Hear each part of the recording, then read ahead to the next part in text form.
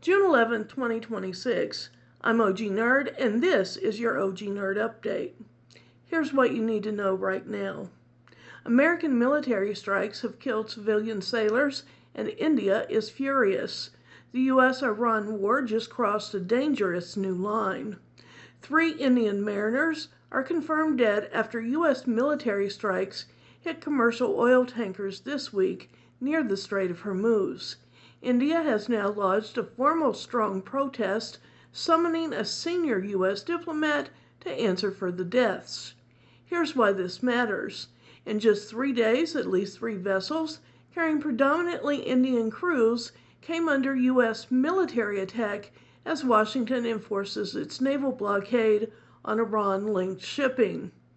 3 Indian mariners were killed aboard the Palau-flagged MT Setabelo, a commercial oil tanker struck by U.S. Central Command, which accused the vessel of violating the blockade by attempting to transport oil from Iran.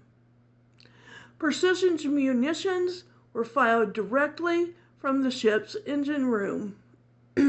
One of the sailors, a young man named Aditya Sharma, had told his father the ship received 2 warnings from the U.S. Navy in the 2 weeks before the strike.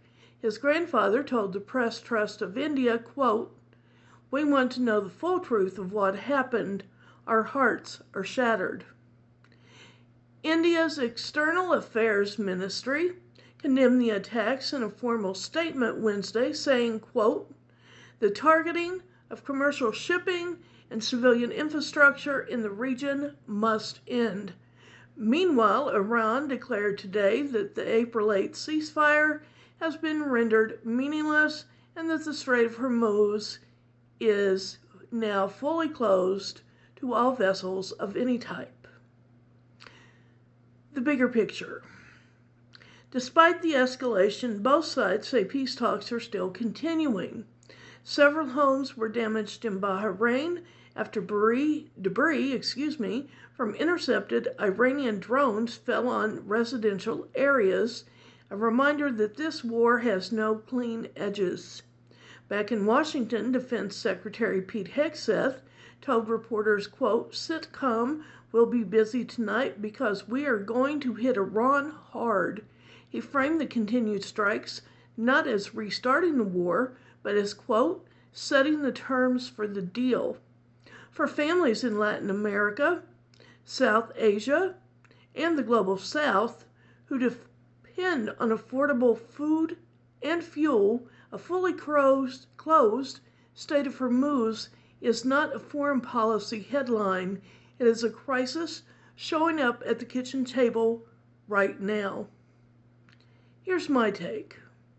When a U.S. Navy fighter jet fires a precision munition into the engine room of a commercial ship and kills 3 civilian sailors, that is not collateral damage.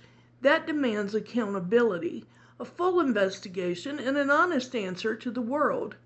India is one of our closest strategic partners. When they summon our diplomat and publicly condemn our military actions, we have a problem.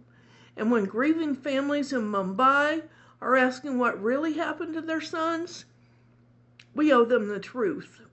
A foreign policy that kills civilians and alienates allies in the name of enforcing a blockade is not strength. It is the definition of a policy that aspired beyond control. And it is ordinary working people on every side of this conflict who are paying with their lives. That's where I stand. That's your news for today. Follow me for daily coverage. I'm OG Nerd. Join the conversation at OG Nerd After Dark, and I'll see you there.